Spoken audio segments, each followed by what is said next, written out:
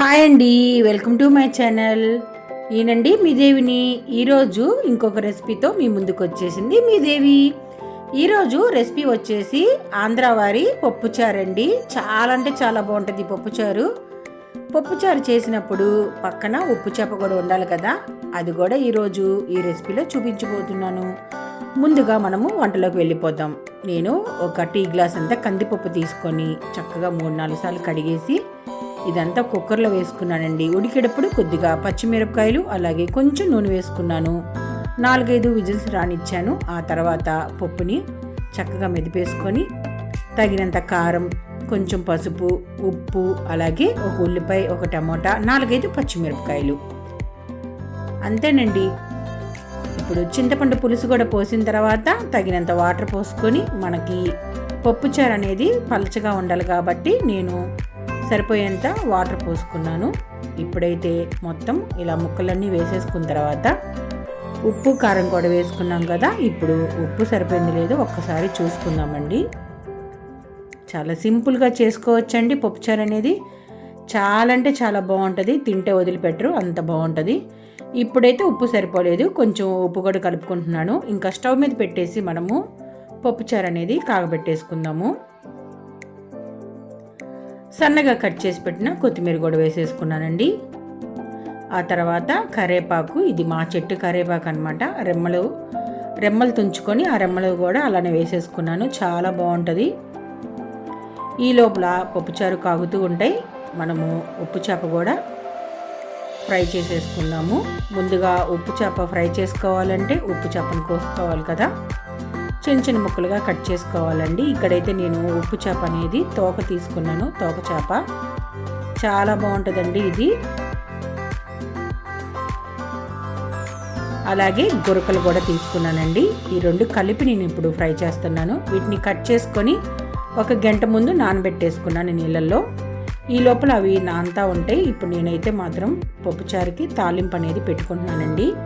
పప్పుచారు కూడా బాగా కాగిపోయింది. ఈ లోపల తాలింపు అనేది పెట్టేసుకుందాము. స్టవ్ మీద ఒక ప్యాన్ పెట్టేసుకొని కొద్దిగా నూనె వేసుకున్నాను. నూనె కాగిన తర్వాత ఉల్లిపాయలు చిన్న చిన్న ముక్కలుగా కట్ చేసుకొని ఆ ఉల్లిపాయలతో పాటు కరివేపాకు అలాగే తాలింపు గింజలు కూడా వేసుకున్నానండి. ఇవి బాగా వేగాలి. ఇలా వేగుతున్నప్పుడు కొద్దిగా ఇంగువ కూడా వేసుకున్నాను. పప్పుచారు అంటే ముఖ్యంగా ఇంగువ అనేది ముఖ్యమండి, చాలా బాగుంటుంది. ఇవైతే కడిగేసుకున్నానండి, చక్కగా పక్కన పెట్టేసుకున్నాను. ఇప్పుడైతే తాలింపు కూడా పప్పుచారులో వేసేసుకొని ఇంకాసేపు కాగనిద్దాము.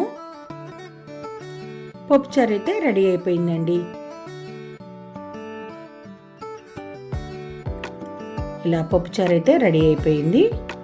ఇప్పుడు మనము ఉప్పు చేప కూడా ఫ్రై చేసేసుకుందాం. ఇప్పుడైతే స్టవ్ మీద బాండీ పెట్టేసుకొని తగినంత నూనె వేసుకుంటున్నాను.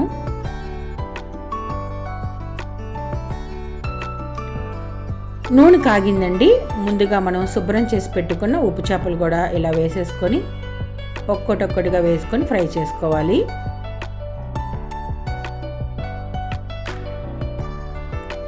చాలా బాగుంటుందండి పప్పుచారు ఉప్పు చేప అనేది.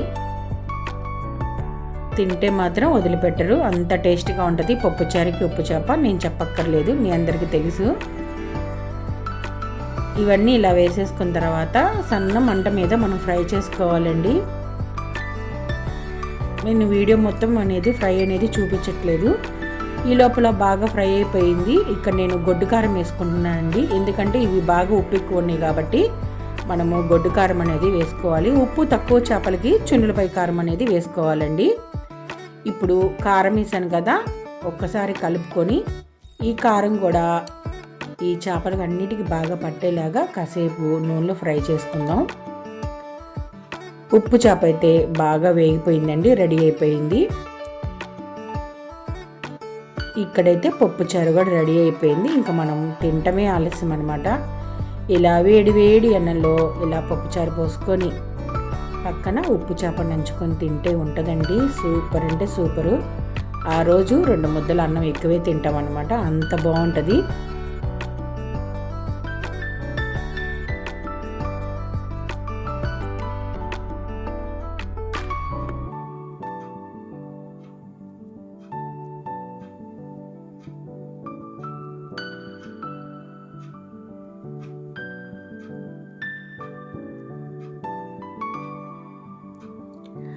ఓకే అండి, బాయ్. వీడియో నచ్చితే లైక్ చేయండి, షేర్ చేయండి మీ ఫ్రెండ్స్కి. ఇంకొక మంచి వంటతో మీ ముందుకు వస్తుంది మీ దేవి. ఓకే అండి, బాయ్.